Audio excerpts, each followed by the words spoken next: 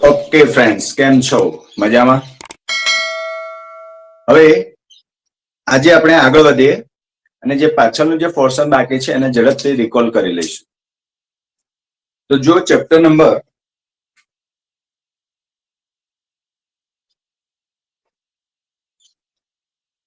Physics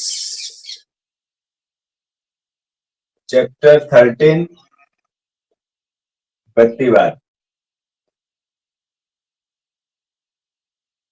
ગતિવાદની અંદર આપણે ગઈકાલે અડધા ચેપ્ટરનું રિવિઝન કરી ચૂક્યા છીએ અને હવે આગળ વધીશું.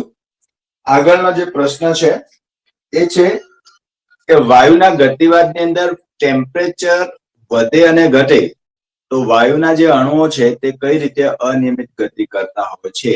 શું એમના જે મોશન છે, ગતિ છે, એમાં ફેરફાર થાય છે? ફેરફાર થાય છે તો કયા પ્રકારનો ફેરફાર થાય છે એની ચર્ચા આપણે કરીશું.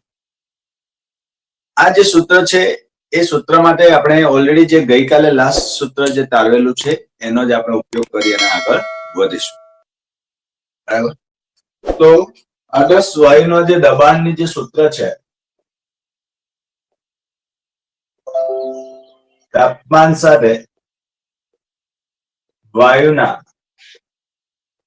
અણુની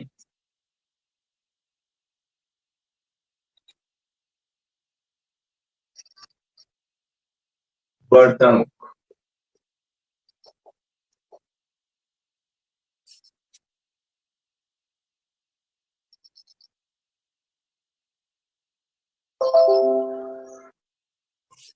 તો કઈ રીતે થાય છે?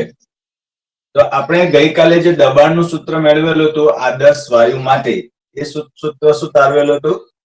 1/3 nm average of v square.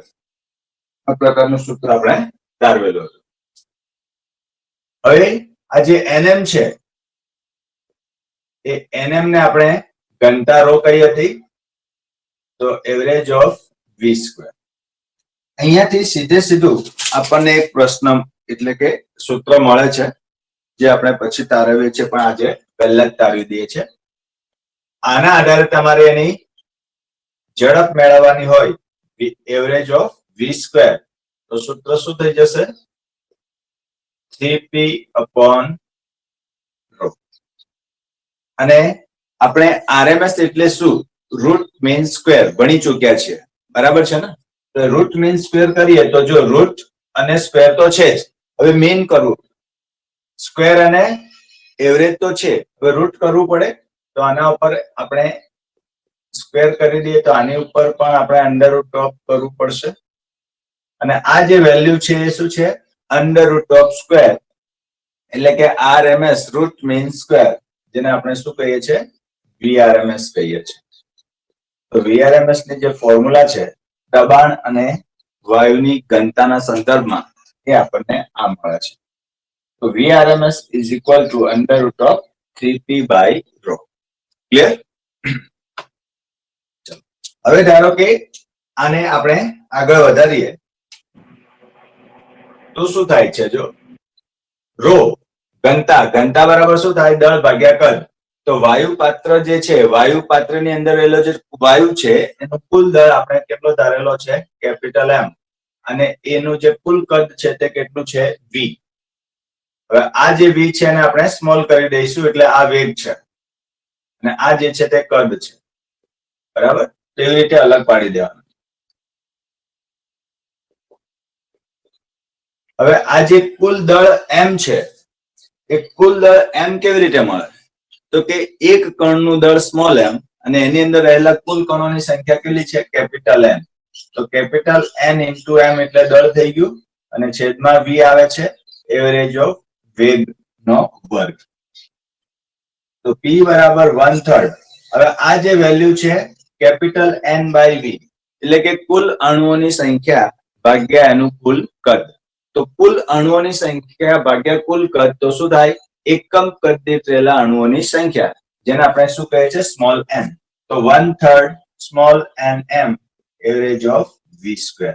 તો તમે જુઓ, જ્યાંથી આપણે શરૂઆત કરી હતી ત્યાં જ આપણે ફરી પાછા આવી ગયા.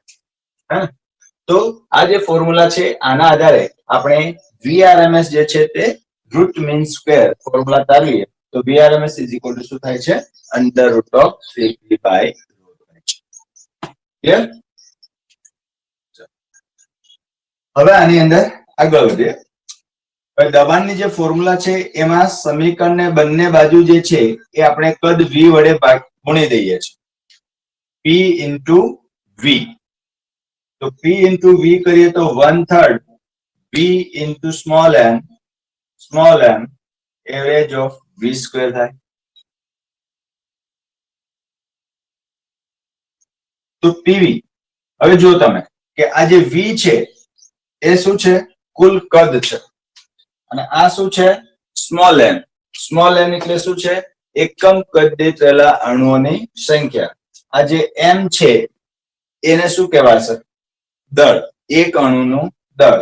અને આ શું છે એવરેજ ઓફ 20 એટલે એવરેજ ઓફ v સ્ક્વેર એટલે કે એક અણુનું જે ઝડપ છે એના વર્ગની સરેરાશ છે. 1 મિનિટ.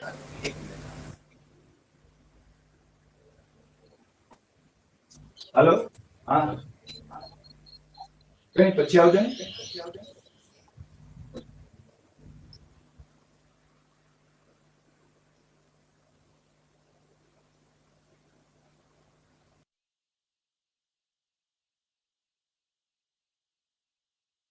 પછી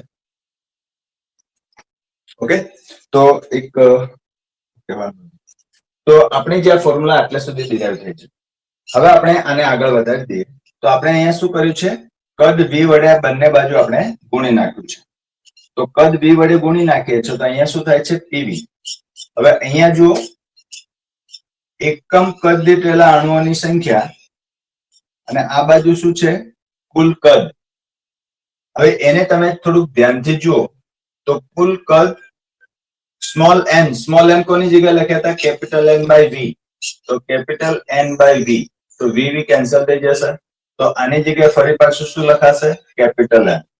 તો 1/3 capital N small m average of v square. હવે આ જે પદ છે આ સમીકરણને 2 વડે ગુણીએ છીએ અને 2 વડે ભાગીએ છીએ તો 2/3 થઈ જશે કેપિટલ N. આ m ને અંદર નાખી દઈએ આ 2 વડે ભાગી નાખ્યા mv સ્ક્વેર. તો આ જો ઘટતી ઉર્જાનું સૂત્ર થઈ ગયું કે નહીં. તો આ જે સૂત્ર છે એની અંદર 1/2 mv સ્ક્વેર જે છે એ શું છે એક કણની રેખીય ગતિ ઉર્જા છે. સરેરાશ રેખીય ગતિ ઉર્જા છે. એક કણની સરેરાશ રેખીય ગતિ ઉર્જા છે. બરાબર.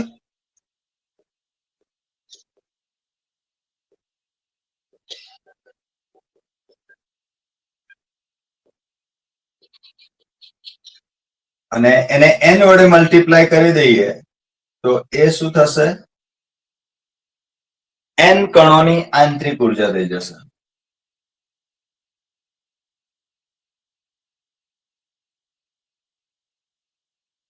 શું થશે n કણોની આંતરિક ઉર્જા. ઓકે તો આના આધારે આ સૂત્ર શું લખી શકાશે આના આધારે લખી શકાશે કે E આંતરિક ઉર્જા E બરાબર n 1/2 mv સ્ક્વેર. અને આનું આની સાથે સરખામણી કરીએ તો શું સૂત્ર થશે કે pv બરાબર 2/3 અને આની જગ્યાએ શું લખાઈ જશે આખે આખું E. તો આ સરસ મજાની ઇક્વેશન એક ડિરાઈવ થઈ ગઈ છે કે pv બરાબર 2/3 E. ઓકે હવે આપણે આગળ વધીએ તો આદર્શ વાયુનું જે સમીકરણ છે આદર્શ વાયુ સમીકરણ છે pv બરાબર μRT. બરાબર. હવે pv અહીંયા બી છે અહીંયા બી છે તો એનો આપણે કંઈક રિલેશન જે છે તે ડેવલપ કરવું પડશે. તો pv બરાબર મ્યુ r ને શું લખી શકીએ આપણે Na into kb. r ને શું લખાય Na into kb જ્યાં Na એવોગાડ્રો નંબર છે kb જે છે તે બોલ્ટ્ઝમેન કોન્સ્ટન્ટ છે into t. pv હવે મ્યુ ઇન્ટુ Na મોલ સંખ્યાની જે ડેફિનેશન છે એ શું છે તમને ખબર છે ને કે મ્યુ બરાબર n બાય Na. તો અહીંયા શું છે મ્યુ Na છે, તો મ્યુ Na ને તમે કરતા બનાવો તો શું થશે કેપિટલ N થશે. ઓકે, તો આને શું લખીશું capital N KB into T. હવે આ જે સૂત્ર છે તે 1 અને આ જે સૂત્ર છે 2 આ બંનેને સરખાવી દઈએ કે 1 ઇઝ ઇક્વલ ટુ 2 કરી દઈશું તો શું થશે 2/3 E બરાબર N KB T. ઓકે, તો E બાય N એટલે કુલ આંતરિક ઉર્જાને કુલ કણોની સંખ્યા વડે ડિવાઈડ કરી દઈએ તો E બાય N બરાબર શું થાય તો આ 3/2 થઈ જશે, આ બાજુ જશે તો 3/2 KB T. ઓકે, તો આ સરસ મજાનું ઉર્જાનું સૂત્ર જે છે તે મળે છે. તો E બાય N બરાબર 3/2 KB T બરાબર, અને E by N that is equal to your 1/2 mv square is equal to 3/2 KB T. Okay, તો સરસ મજાનું ઇક્વેશન ડેરાઇવ થઈ ગયું છે. તો માઇક અનમ્યુટ કરો, કઈ ક્વેશ્ચન હોય તો પૂછો, નહીં તો સાફ કરીને આગળ જવા દઈએ. Any question?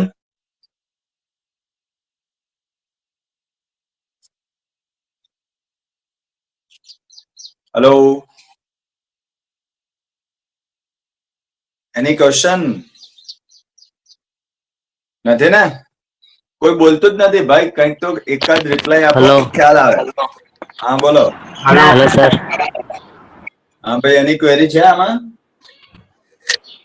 ના સર. સર આ તમે ના સર. ના. ઓકે, મ્યુટ કરો માઇક, ફરી પાછો આગળ વધીએ.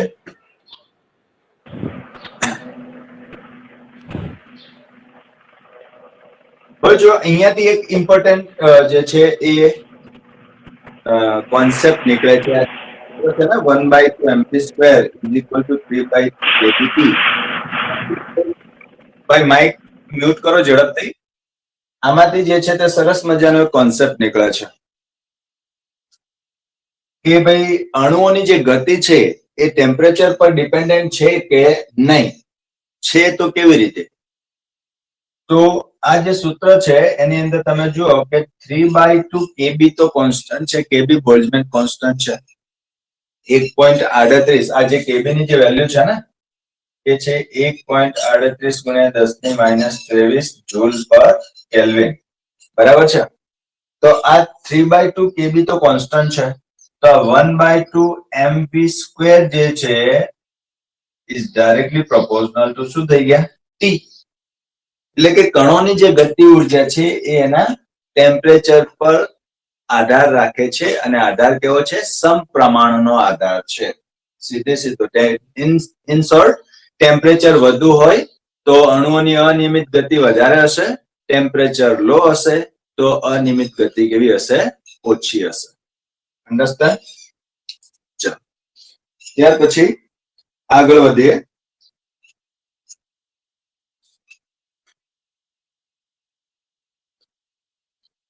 એક તો આ સંબંધ છે ને બીજો જે છે એ અણુનું જે દળ છે તે, અને બીજું એના અણુભારના દળની સાથેની વાત છે. એ સૂત્રો તમને યાદ રાખવાના પણ કયા હતા? આઈ થિંક યાદ હશે, બરાબર? તો આ સૂત્રને રાખીએ. પેલા બંને સૂત્ર આપણે એક સૂત્ર તારવી લઈએ અને બીજા સૂત્રને ડાયરેક્ટ આપણે જે છે તે એક્સેપ્ટ કરી લઈએ, કારણ કે આપણે અત્યારે સૂત્ર જ યાદ રાખવાના છે.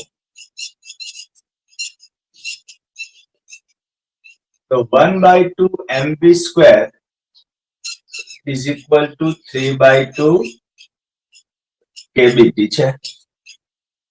હવે એની જે RMS ઝડપ છે, અણુની જે RMS ઝડપ છે તે કોના પર ડિપેન્ડન્ટ હોય છે? તો અહીંયા તમે જુઓ કે 1/2 mv square, આ v square ને કાઢી દઈએ તો એનું જે રૂટ મીન સ્ક્વેર છે એ કોના પર ડિપેન્ડન્ટ થઈ ગયું? ડાયરેક્ટ ટેમ્પરેચર પર, કારણ કે 1/2 m તો અચળ જ થયા ને. હવે આની વાત પણ આપણે કરી લઈએ. તો આની અંદર વાત કરીએ તો શું થશે જુઓ, 2 કેન્સલ થઈ જશે.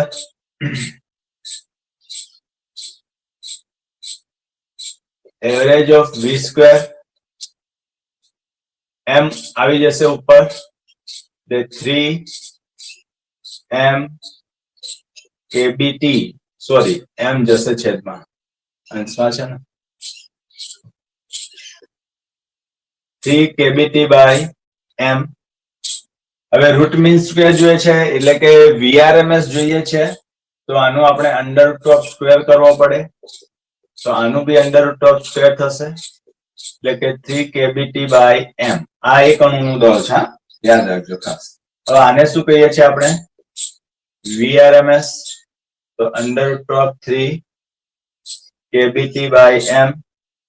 એટલે આ જે વીઆરએમએસ આપણું જે થયું is directly proportional to under root of small m. તો અહીંયા જે છે એ શું છે?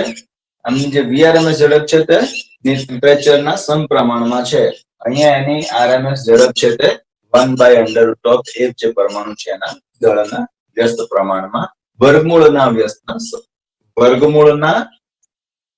વ્યસ્ત પ્રમાણમાં હોય છે. જે રીતે અહીંયા આ સૂત્ર તાર્યું છે એ જ રીતે બીજી ફોર્મ્યુલા પણ તમારે તારવવાની હોય છે, બરાબર? અને એ ફોર્મ્યુલા શું છે? તો કે 1/2 mv square is equal two 3/2 kbt. હવે કેબી અણુભાર લાવો છે તો ક્યાંથી લાવીશું? તો કેબી માંથી આપણે કઈ કરીશું તો કે 1/2 mv square is equal two 3/2. આપણે r બરાબર શું લખતા હતા? આપણે r બરાબર લખીએ na into kb. તો kb બરાબર શું થાય? r by na. તો અહીંયા શું લખાશે? r by na into t. આ na ને આ બાજુ લઈ દઈશું, m ને બી બહાર લઈ દઈશું, તો m into na average of 1/2 v square is equal to 3/2 r into t. તો 2 કેન્સલ થઈ જશે. જે મોલની વ્યાખ્યા છે દળના સંદર્ભમાં એ આવી છે, હા કે ના? તો m into na એટલે શું થઈ જશે? મોલ સંખ્યા થઈ જશે. mo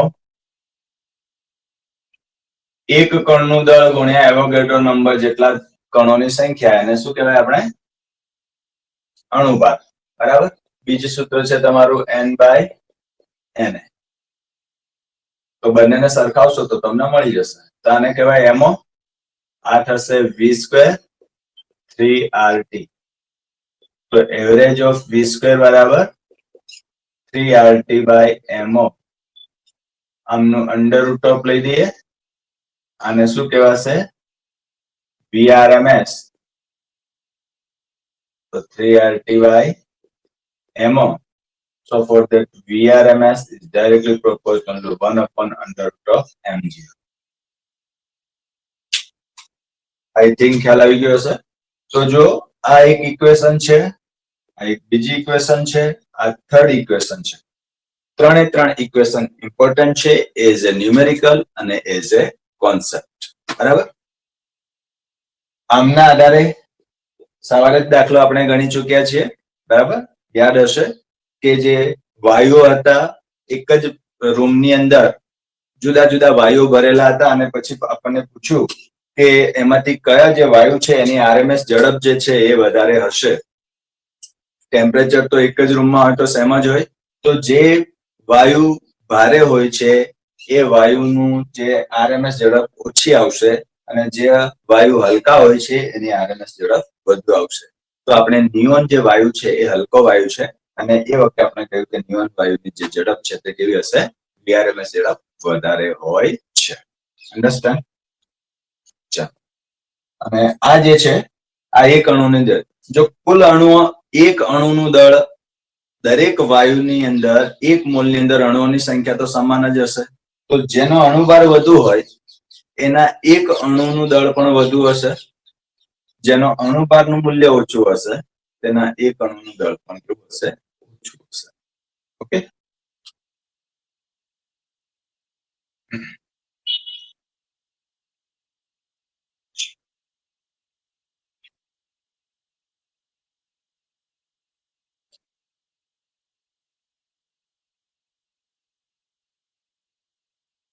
ચલો ત્યાર પછી આગળ વધીએ છીએ આપણે.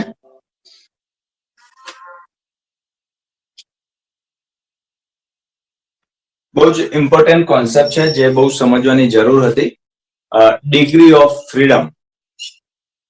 ડિગ્રી ઓફ ફ્રીડમ, મુક્તતાના અંશો કેવી રીતે મેળવીએ? તો કોઈ પણ કણ જેટલી દિશામાં મુક્ત રીતે ગતિ કરી શકે, કોઈ પણ કણ જેટલી દિશામાં મુક્ત રીતે ગતિ કરી શકે એને એના મુક્તતાના અંશ કહેવામાં આવે છે.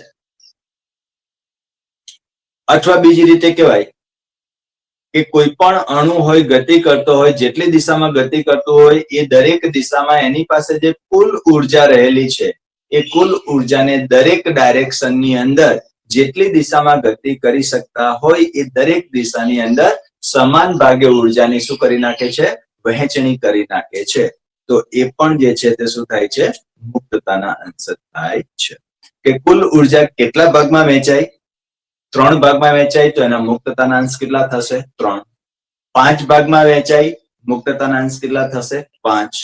7 ભાગમાં વહેંચાય છે કુલ ઉર્જા, મુક્તતાના અંશ કેટલા થશે? 7. ઓકે. તો ડિગ્રી ઓફ ફ્રીડમ જે છે એને આપણે થોડુંક બરાબર રીતે સમજી લઈએ. એની અંદર આપણે એક પરમાણિક વાયુ, દ્વિપરમાણિક વાયુ, ત્રિપરમાણિક વાયુ અથવા તો દ્વિપરમાણિક રિજિડ રોટેટર અને દ્વિપ્રમાણિક વિથ વાઇબ્રેશન એવી રીતે આપણે વાતો કરતા હોઈએ છીએ. એમની અંદર આપણે જે થિયરીમાં ભણી ગયા છે એ તો બરાબર હતું, પણ હવે આપણે કોઈક અલગ રીતે એને સમજવાનો પ્રયત્ન કરીએ છીએ. તો જો મુક્તતાના અંશ જો એક પરમાણિક હોય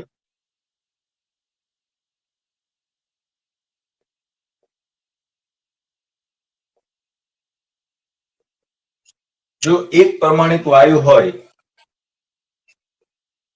તો એ ફક્ત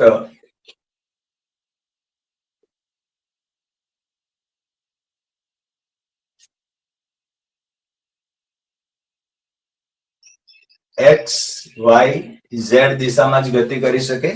કાં તો એક્સ દિશામાં ગતિ કરતો હોય. હવે અહીંયા કણ પડેલું હોય તો કઈ દિશામાં જશે? નહીં ખબર. એક્સ દિશામાં બી જઈ શકે, વાયમાં પણ જઈ શકે, ઝેડ દિશામાં પણ જઈ શકે છે. એટલે એની પાસે ગતિ કરવા માટે ટોટલ કેટલી ડાયરેક્શન ફ્રી છે? 3. બરાબર છે. તો એના મુક્તતાના અંશ કેટલા થશે? 3. અને આની અંદર જે ગતિ હશે તે કઈ હશે? રેખીય ગતિ હશે. કઈ ગતિ હશે? રેખીય ગતિ એટલે કે સુરેખ ગતિ. ત્યાર પછી દ્વિપ્રમાણિક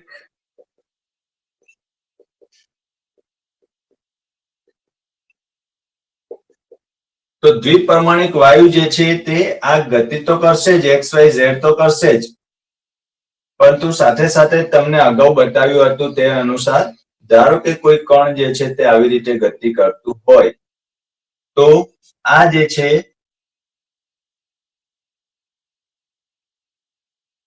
આની જે અક્ષ છે એ અક્ષને લંબ રહીને, કોઈ અક્ષને લંબ રહીને ગતિ કરતું હોય, હમણાં તમને ઉદાહરણ તરીકે બતાવું છું, અથવા બીજું આ રીતનું હોય, 3D ની અંદર દોરી શકાતું નથી, આ રીતે. બરાબર છે.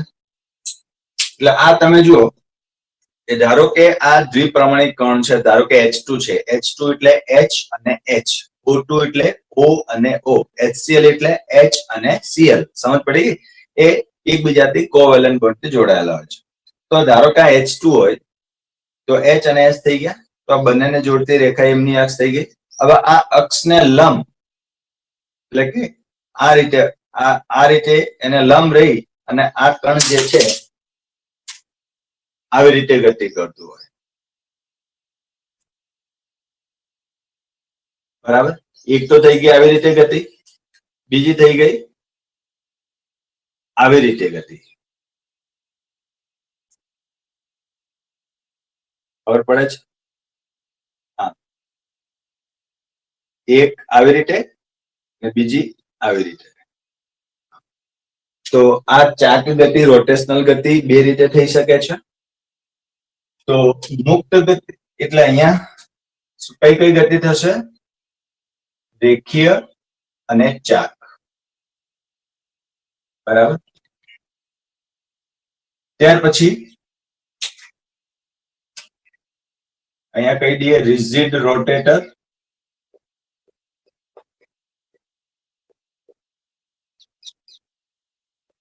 દ્વિપરમાણવિક, વિથ વાઇબ્રેશન અથવા તો ત્રિપરમાણિક. તો આની અંદર શું થશે? હવે આ બધું દોરતો નથી ફરી પાછું. રેખીય તો થશે જ, પ્લસ ચાક ગતિ થશે જ, પ્લસ વધારાનું જે છે એ કંપન ગતિ અથવા તો દોલન ગતિ થાય છે. એ કેવી રીતે થાય છે? તો કે ધારો કે આ જે H2 નો જે HH પરમાણુ છે એ પોતાના મધ્યમાન સ્થાનને અહીંયા જોડાયેલો છે. તો આ શું કરશે? કંપન એટલે સ્પ્રિંગ હોય ને, સ્પ્રિંગને આપણે ખેંચીએ અથવા તો દબાવીએ અને પછી છોડી દઈએ તો શું થાય કે આ બાજુ આવશે, પછી ફરી પાછું આમ જશે, આ બાજુ જશે અને પછી ફરી પાછું આમ આવશે, અને આમ પ્રોસેસ સતત ચાલુ રહે છે. તો આ થઈ ગયું કંપન. બરાબર છે. સ્પ્રિંગને ખેંચીને છોડી દઈએ તો આવું જોવા મળે છે કે નહીં? તો આની અંદર બે પ્રકારની ઉર્જા રહેલી છે. કંપન ગતિ બે પ્રકારની રહેલી હોય છે. એક હોય છે ગતિ ઉર્જા અને બીજી હોય છે સ્થિતિ ઉર્જા. ગતિ ઉર્જા હોય છે 1/2 m v. v કોના પર ડિપેન્ડ કરે છે? તો કે આ ડિસ્ટન્સ y કેટલું છે, એટલે કે dy હોલ સ્ક્વેર પર, એટલે 1/2 mv સ્ક્વેર જ ત્યાં. પ્લસ સ્થિતિ ઉર્જા કેટલી થાય? સ્પ્રિંગમાં સ્થિતિ ઉર્જા કેટલી આવે છે? 1/2 ky સ્ક્વેર. બરાબર. તો અહીંયાની ઉર્જા થઈ ગઈ. ચાક ગતિ ઉર્જામાં શું થઈ જશે? ધારો કે આની જે અક્ષ છે તે આની જડત્વની ચાક માત્રા I1 છે અને I2 છે. તો આની જે ગતિ ઉર્જા છે એ શું થશે? તો આની જે ચાક ગતિ ઉર્જા છે એ થશે 1/2 I1 ω1 સ્ક્વેર પ્લસ આની પણ થશે 1/2 I2 ω2 સ્ક્વેર. રેખીય ગતિ ઉર્જામાં શું થાય? 1/2 m vx square plus 1/2 m vy square plus 1/2 m vz square. તો હવે તમે જો કે ફક્ત અને ફક્ત એક પરમાણિક વાયુ હોય તો કેટલા દ્વિઘાતના બે ઘાતવાળા કેટલા પદો મળે છે? 3. તો એક પરિમાણના મુક્તતાના અંશો કેટલા થાય છે? 3. આ 3 જુદી જુદી દિશામાં કણ મુક્ત રીતે ગતિ કરી શકે છે. ત્યાર પછી દ્વિપરમાણિક રિજિડ રોટેટર. બરાબર. રિજિડ એટલે દ્રઢ. દ્રઢની અંદર કંપન થાય નહીં, એટલે એની અંદર એક તો રેખીય ગતિ થઈ જશે, બીજી ચાક ગતિ થઈ જશે. તો રેખીય ગતિના કેટલા આવશે? 3 વત્તા ચાક ગતિના કેટલા આવશે? 2. તો ટોટલ કેટલા થશે મુક્તતાના અંશ? 5. અને દ્વિપ્રમાણિક વિથ વાઇબ્રેશન અથવા તો ત્રિપ્રમાણિકની અંદર શું થાય?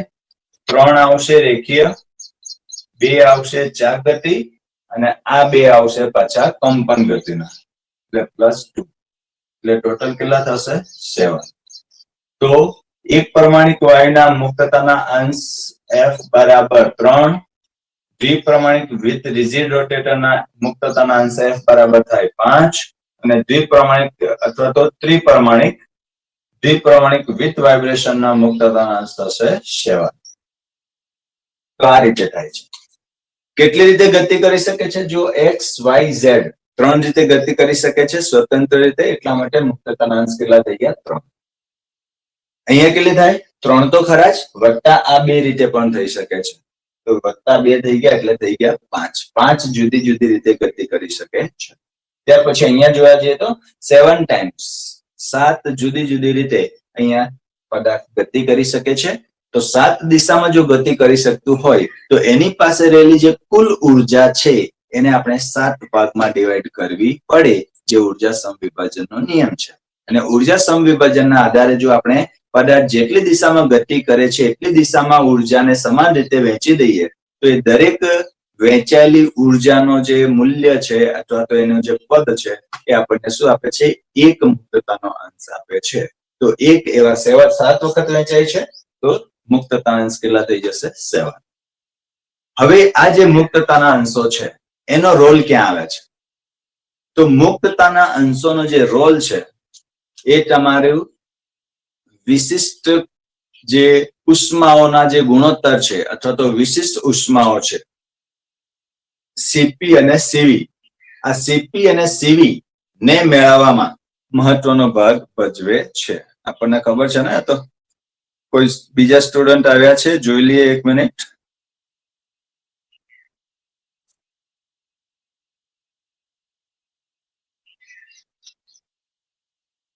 બે જણ છે, કહેતાય નથી.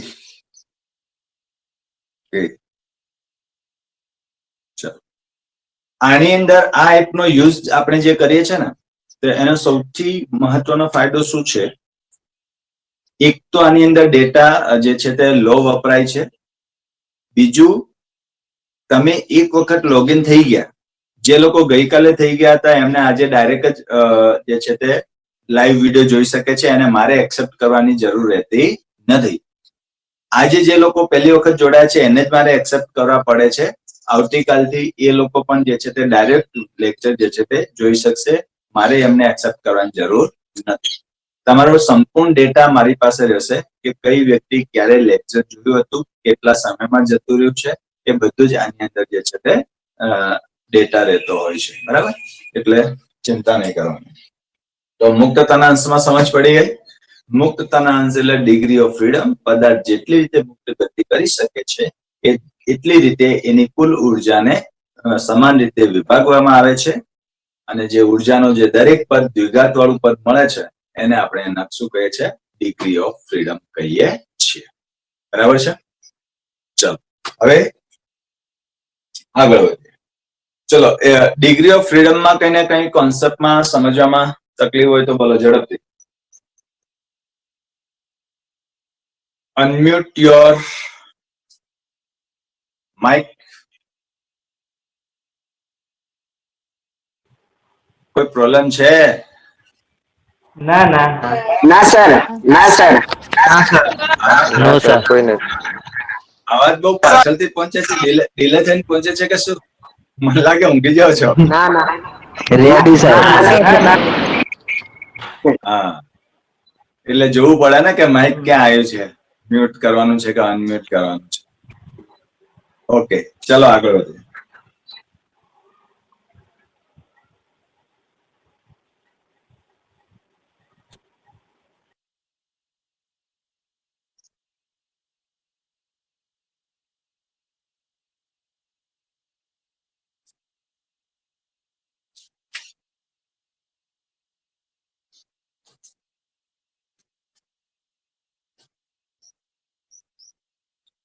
હવે એક બહુ ઇમ્પોર્ટન્ટ કોન્સેપ્ટ છે, એ વખતે પણ આપણે વાત કરી હતી કે ભાઈ અણુની દરેક રેખીય ગતિમાં અણુ કેટલી રીતે રેખીય ગતિ કરી શકે છે? 3 રીતે. એક્સ અક્ષમાં જઈ શકે, વાય માં જઈ શકે, ઝેડ માં જઈ શકે. બરાબર? તો રેખીય ગતિ કરવાની એની પાસે વધુમાં વધુ પ્રોબેબિલિટી કેટલી હોય છે? 3 હોય છે, એક્સ, વાય અને ઝેડ.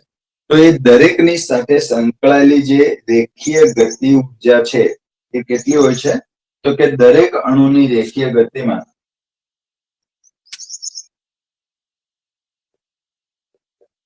દરેક અણુની રેખીય ગતિમાં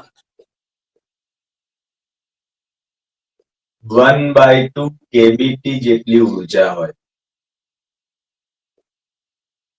દરેક અણુની રેખીય ગતિમાં કેટલી ઉર્જા હોય? 1/2 કેબી.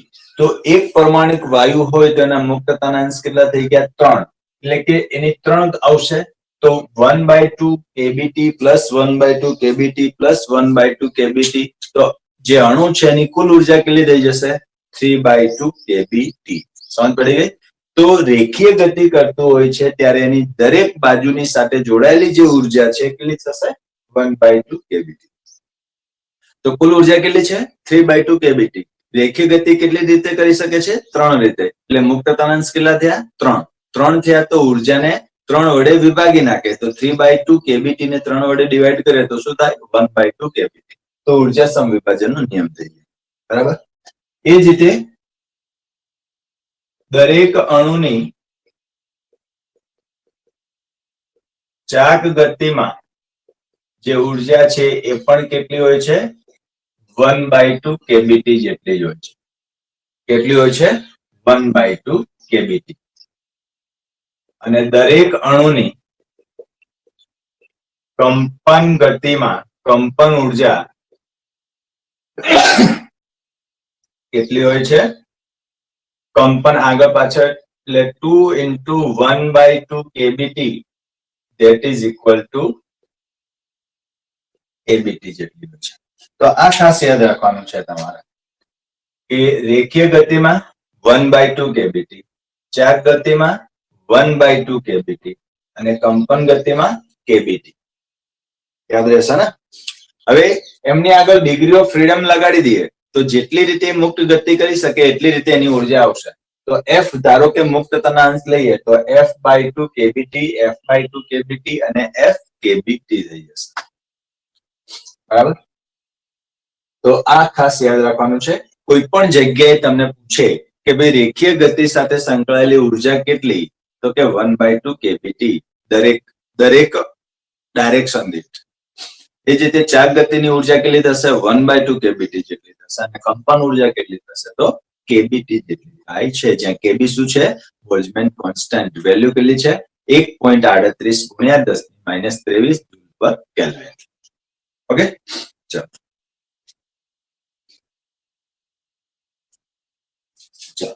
ત્યાર પછી વાયુની આંતરિક ઉર્જાનું મૂલ્ય મુક્તતાના અંશોના પદમાં મેળવો. વાયુની આંતરિક ઉર્જાનું સૂત્ર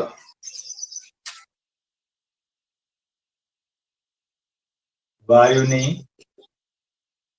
આંતરિક ઉર્જાનું સૂત્ર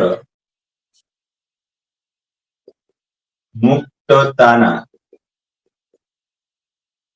અંશના પદમાં મેળવો. તો વાયુની આંતરિક ઉર્જા U છે. તો કેવી રીતે મેળવી શકાય? તો કે મુક્તતાના અંશ કેટલા છે તો કે F છે. મુક્તતાના અંશ કેટલા છે F છે. અથવા તો એની પાસે અણુઓ કેટલા છે? ધારો કે 1 મોલ ની વાત કરીએ છીએ તો 1 મોલ જેટલા હોય તો 1 મોલ ની અંદર અણુઓની સંખ્યા Na થાય. તો અહીંયા 1 મોલ ની વાત છે કે શું છે તે જોઈ લઈએ આપણે. 1 મોલ ની નથી, આ જનરલ વાત કરવાની છે. તો જનરલ વાત કરવાની છે તો જે બી વાયુતંત્ર હોય એની અંદર રહેલા કુલ અણુઓની સંખ્યા કેટલી થઈ ગઈ N થઈ ગઈ. ક્લિયર? ત્યાર પછી એના મુક્તતાના અંશ કેટલા છે F છે. અને એ દરેક બાજુ સાથે સંકળાયેલી જે ઉર્જા છે તે કેટલી છે 1/2 કેબીટી જેટલી હોય છે. હવે જો આ N બરાબર શું લખી શકાય તો મ્યુ બરાબર N/Na થાય. તો N બરાબર શું લખાશે મ્યુ Na એટલે મોલ સંખ્યા આવી ગઈ.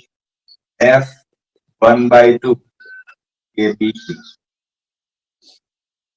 હવે આ જે કેબી અને આ જે Na છે એને આપણે શું લખી શકીએ R લખી શકીએ. તો શું લખી શકાય F/2 મ્યુ આની જગ્યાએ લખાશે R અને T. તો F/2 મ્યુ RT જો 1 મોલ માટે હોય તો મ્યુ ની વેલ્યુ થઈ જશે 1. તો જો મ્યુ બરાબર 1 હોય તો U બરાબર શું થઈ જશે F/2 RT. બરાબર. જ્યાં F બરાબર શું છે ડિગ્રી ઓફ ફ્રીડમ મુક્તતાના અંશો છે. યાદ રહેશે? ચલો.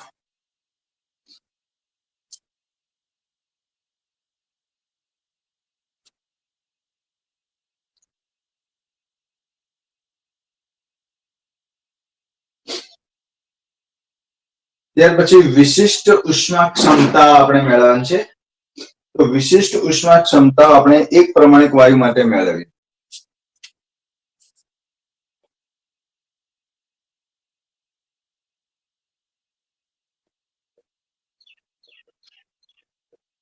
વિશિષ્ટ ઉષ્મા ક્ષમતા એટલે Cp બાય Cv નો ગુણોત્તર. વન ડાયમેન્શનલ વાયુ માટે આપણે મેળવે છે, એક પરિમાણીય પદાર્થ માટે મેળવે છે. તો જો એક પરમાણ્વીય પદાર્થ હોય તો એની જે ઉર્જા છે ને યુ એ કેટલી થાય? એની દરેક બાજુ સાથે દરેક ગતિ કરવાની દરેક બાજુ સાથે સંકળાયેલી ઉર્જા કેટલી થશે? 1/2 kBT. હવે એક પરિમાણીય પદાર્થ કેટલી દિશામાં ગતિ કરી શકે? 3. તો ટોટલ ઉર્જા કેટલી થાય એની પાસે? 3/2 kBT જેટલી થાય છે. એની જે કુલ ઉર્જા છે તે કેટલી થાય? 3/2 kBT. તો 1 મોલ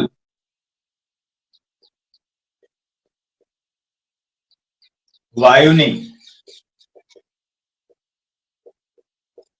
કુલ ઉર્જા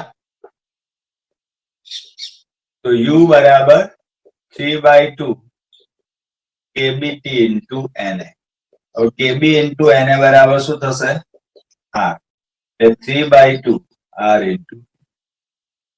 હવે જો આ જે સૂત્ર છે U બરાબર 3/2 RT. હવે CV બરાબર લઈશું તો શું લખાશે? du by dt એટલે કે dq by dt. થર્મોડાયનેમિક્સ ના પહેલા નિયમના આધારે આપણે dq બરાબર du થાય છે સાબિત કરેલું છે. તો આવું જો કરીએ તો શું થાય?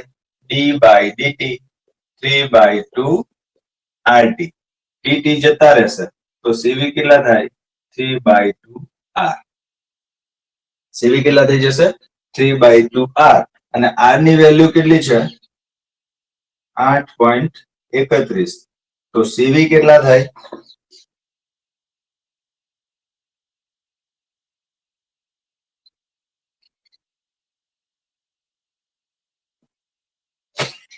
એ ગણી લેજો.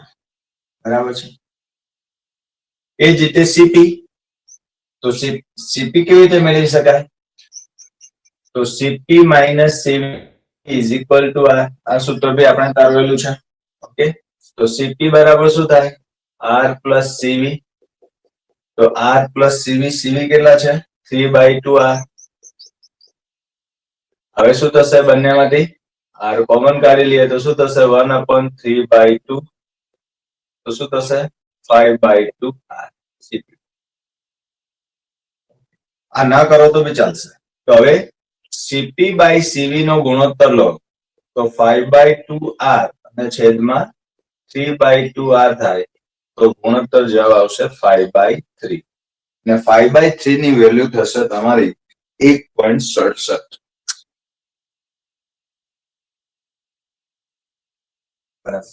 તો આવી રીતે જે રીતે આપણે એક પ્રમાણિક વાયુ માટે મેળવ્યું છે એ જ રીતે તમે દ્વિપ્રમાણિક અને એ જ રીતે ત્રિપ્રમાણિક અથવા તો દ્વિપ્રમાણિક વિથ વાઇબ્રેશન માટે તમે મેળવી શકો કે નહીં. બરાબર. સીધી અમારે અહીંયા વાતો કરવાની છે. જો એક પ્રમાણિક હોય તો ઉર્જા કેટલી આવશે? 3/2 kBT. જો દ્વિપ્રમાણિક રિજિડ રોટેટર હોય તો અહીંયા સૂત્ર શું આવશે? 5/2 kBT. આ નીચેની કેલ્ક્યુલેશન પછી સેમ રહેશે. બરાબર છે. અને એ જ રીતે ત્રિપ્રમાણિક હોય તો શું થશે? 7/2 kBT. વાર્તા પૂરી થઈ ગઈ. કરી શકાય કે નહીં? બરાબર. તો ડુ ઇટ યોરસેલ્ફ.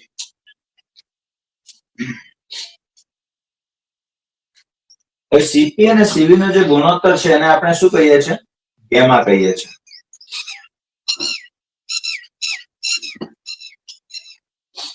હવે બહુ પરમાણુક વાયુ માટે ગેમા મેળવવાના છે.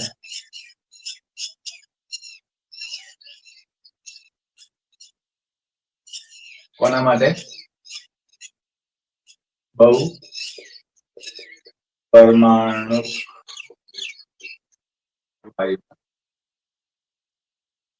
બહુ પરમાણુક વાયુની અંદર રેખીય ગતિ કેટલી રીતે થઈ શકે? 3 રીતે. ચાર ગતિ કેટલી રીતે થઈ શકે? 3 રીતે.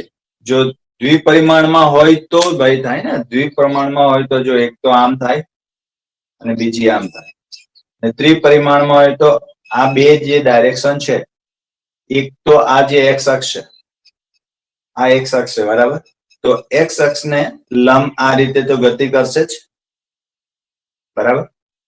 એ જ રીતે આ વાય અક્ષ છે તો વાય અક્ષને અનુલક્ષીને બી ગતિ કરશે અને ઝેડ હોય તો ઝેડ અક્ષને અનુલક્ષીને પણ ગતિ કરશે. તો બહુપરિમાણિક વાયુ જો હોય તો એની રેખીય ગતિ જે છે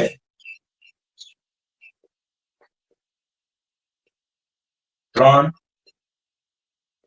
ચાક ગતિ જે છે એ 3 રીતે થાય અને કંપન ગતિ છે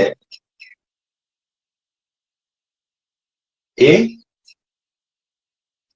એફ રીતે થાય છે. ડિગ્રી ઓફ ફ્રીડમ જેટલી રીતે થઈ શકે એટલી રીતે કંપન થઈ શકે છે. પછી ઉદાહરણ લઈને એટલે ગણીશું કે આટલા જો એફ હોય તો એની વેલ્યુ કેટલી થાય, એફ ની વેલ્યુ જુદી જુદી લઈએ તો શું થાય છે.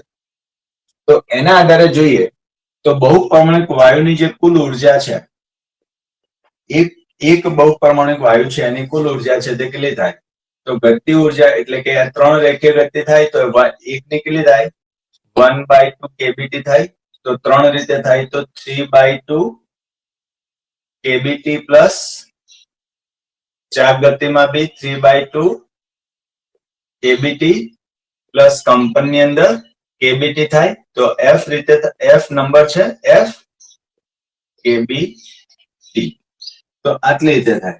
હવે 1 મોલ વાયુ હોય, શું હોય 1 મોલ વાયુ હોય તો આને આપણે શું કરી દઈએ, એવોગેડ્રો નંબર વડે ગુણી દઈએ તો આપણું કામ થઈ જશે.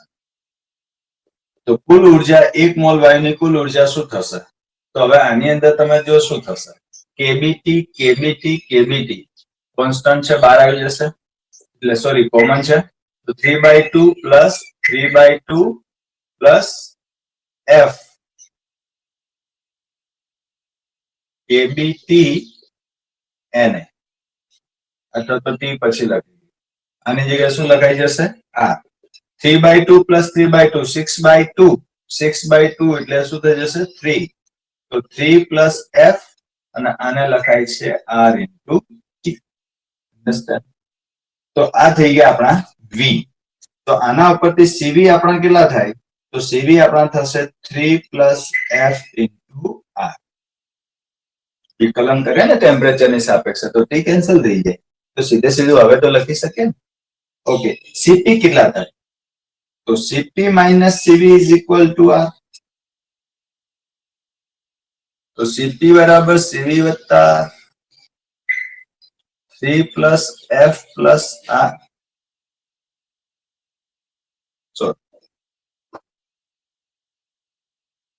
પ્લસ આર, તો આર કોમન કાઢીએ તો 3 plus F plus 1 into R તો કેટલા થઈ જશે 4 plus F into R that is equal to CP.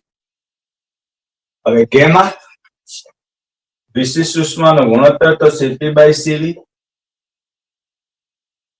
4 plus F into R divided by 3 plus F into R. R cancel થઈ જાય તો gamma is equal two 4 plus F upon 3 plus F. હવે જો આપણે ડિગ્રી ઓફ ફ્રીડમ બહુપરિમાણિક વાયુ માટે F બરાબર 6 લઈએ બરાબર, તો ગેમાની વેલ્યુ શું થશે 4 plus 6 upon 3 plus 6 that is equal two 10/9. Okay, અને એનો જે ગુણોત્તર છે એ આપણને 1.1 મળે છે. તો ઇન શોર્ટ અહીંયા તમારે જે છે તે શું છે અન્ડરસ્ટેન્ડિંગ, કોન્સેપ્ટનું જે અન્ડરસ્ટેન્ડિંગ છે એ આપણને આવડવું જોઈએ. આને ગોખીને યાદ નહીં રાખી શકાશે, કોન્સેપ્ટ ક્લિયર હોવા જોઈએ.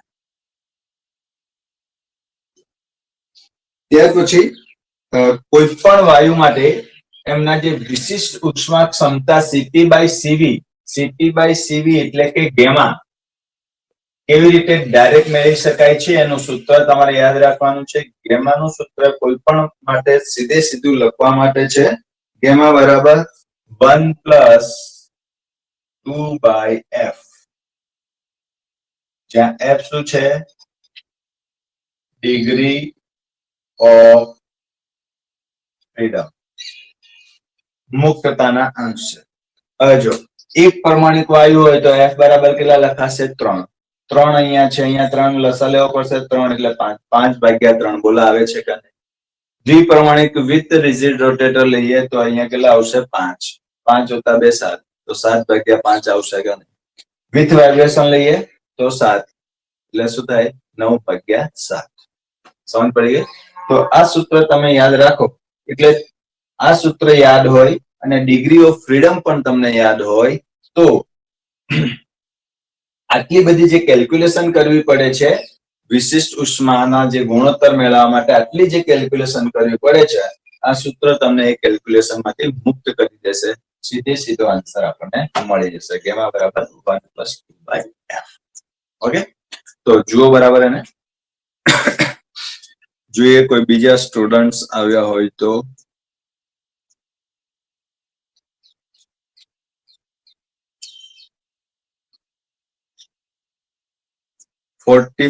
નું એનરોલ થઈ ગયું છે. 45 નું એનરોલ થયું છે અને 27 લાઈવ છે. બરાબર, એટલે ક્યાંક ને ક્યાંક હજી વિદ્યાર્થીઓ અન્ડરસ્ટેન્ડિંગ નથી. આજે ધોરણ 12 નું રિઝલ્ટ કઈ રીતે બનશે એની ગાઈડલાઈન આવી. 10માની તો તમને ખબર હશે જ. બરાબર, તો 50% માર્ક્સ ધોરણ 10 ના આધારે છે.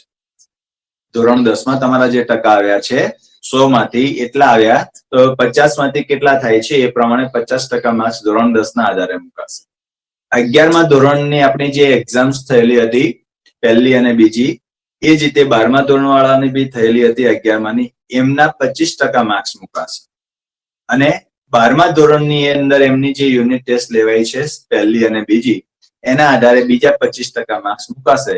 આમ કરીને 100% માર્ક્સના આધારે 12મા ધોરણની એમની માર્કશીટ બનશે. અને એ સ્કૂલે બનાવી અને એ સ્કૂલે બધું માર્કિંગ કરી અને પછી બોર્ડને મોકલવાનું, અને પછી બોર્ડ માર્કશીટ બનાવીને આપણને આપશે. તો કયા સમયે શું થવાનું છે આપણને ખબર નથી. આ કોરોના હજી કેટલું ચાલશે આપણને નહીં ખબર. ત્રીજી લહેર આવશે કે ચોથી લહેર આવશે કોઈને નહીં ખબર. આવે પછી જ ખબર પડે કે આવી ગઈ. તો આપણે જે બી ટેસ્ટ લઈએ છીએ લાઈવ, જ્યારે પણ ટેસ્ટ લઈએ છીએ એ ટેસ્ટ તમારે વ્યવસ્થિત રીતે લખવાના છે, પ્રામાણિકતાથી લખવાના છે અને એ સાચવીને રાખવાના છે. અને જ્યારે સ્કૂલમાં મંગાવે ત્યારે એ ટેસ્ટ તમારે સ્કૂલમાં સબમિટ કરાવવાના રહેશે. બરાબર, તો ખબર નહીં ક્યારે શું થાય, તૈયારી બધી રાખવી પડે. તો જે લોકો અત્યારે લાઈવ આવતા નથી, લેક્ચર ખબર નહીં બરાબર જુએ છે કે નહીં, તો એક્ઝામ્સ લેવાય ત્યારે એ લોકો એમ વિચારે કે ઓનલાઈન એક્ઝામ છે ને શું વાંધો આવે, આપણે નહીં લખીએ તો બી ચાલશે. તો ઘણા વિદ્યાર્થી હજી બી આપવા આવે છે. તો એ ભૂલ આપણી જોડે ન થાય અને આપણે હંમેશા તૈયાર રહીએ એવી આપણે હંમેશા આશા રાખીએ છીએ. ત્યાર પછી ઘન પદાર્થોની વિશિષ્ટ ઉષ્માધારિતાના જે સૂત્રો છે એમની જે વેલ્યુઝ છે એ પણ આપણે ડિરાઈવ કરી લઈએ છીએ. અને ત્યાર પછી સરેરાશ મુક્ત પથની જે થિયરી છે એ સરેરાશ મુક્ત પથની થિયરી જે 30% સિલેબસ કટ કર્યો છે એની અંદર કટ થઈ ગઈ છે. છતાં એની જે લાસ્ટ ફોર્મ્યુલા છે એ લાસ્ટ ફોર્મ્યુલાને આપણે લખી દઈએ. ક્યાંક આમ તેમ ભૂલથી બી જો આવી જાય તો આપણને થોડી ઘણી ખબર હોવી જોઈએ. તો સરેરાશ મુક્ત પથ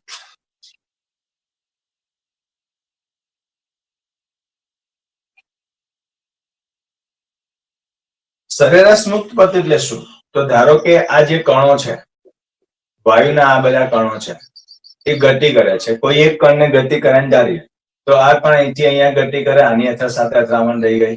તો આ જે છે ને, જ્યાં સુધી બીજી અથડામણ ન થાય ત્યાં સુધી સુરેખ માર્ગ પર ગતિ કરે છે ને, એને આપણે શું કહીએ છીએ? મુક્ત પથ કહીએ છીએ. બરાબર, અને આ અથડામણ અને આ અથડામણ વચ્ચેનો જે સમયગાળો છે એને આપણે કહીએ છીએ સરેરાશ સમય અથવા તો મીન ટાઈમ. પછી આમ જશે, પછી આમ જશે, આમ આવશે.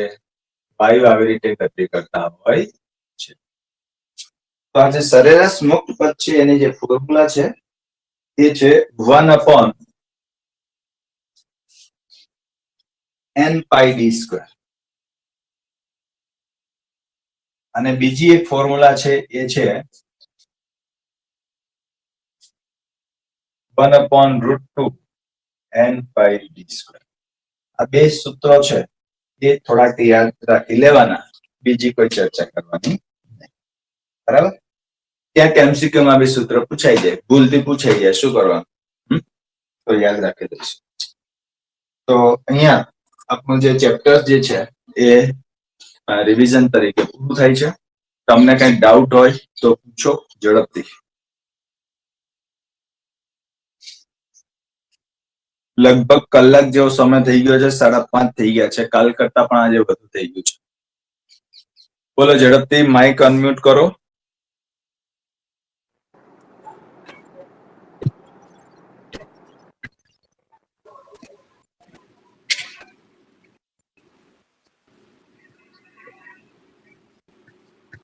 માઇક ક્યાં આવે છે આપણને ખબર છે. ઝડપથી આપણે જે છે એ હા ના કહી અને છૂટા પડી જઈશું. ના. ઝડપથી. કોઈ ડાઉટ શું ના? ના સર ડાઉટ નથી સર. કમ્પ્લીટ સર કોઈ ડાઉટ તો નહીં.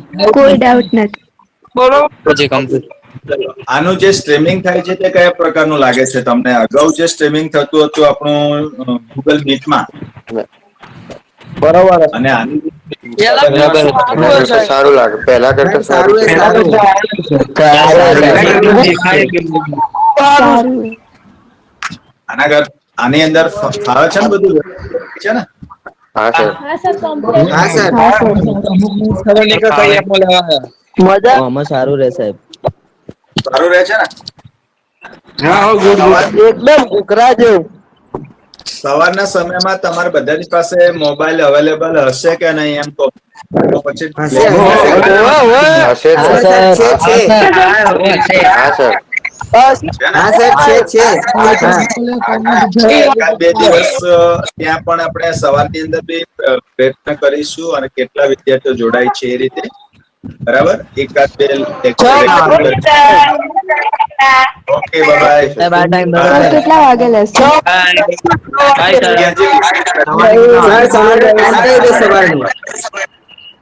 સાહેબ ચલો તો ટાઈમ ભાઈ. કમ્પ્લીટ. ઓકે, છૂટા પડીએ તો પછી 5:30 વાગે 5 મિનિટ. સવારની વાત કરું છું. કેટલા વાગે સવારે કેટલા વાગે? 4 વાગે. સવાર 3 મેસેજ વાગે. કરું કઈ. સારું, ઓકે બાય. બાય.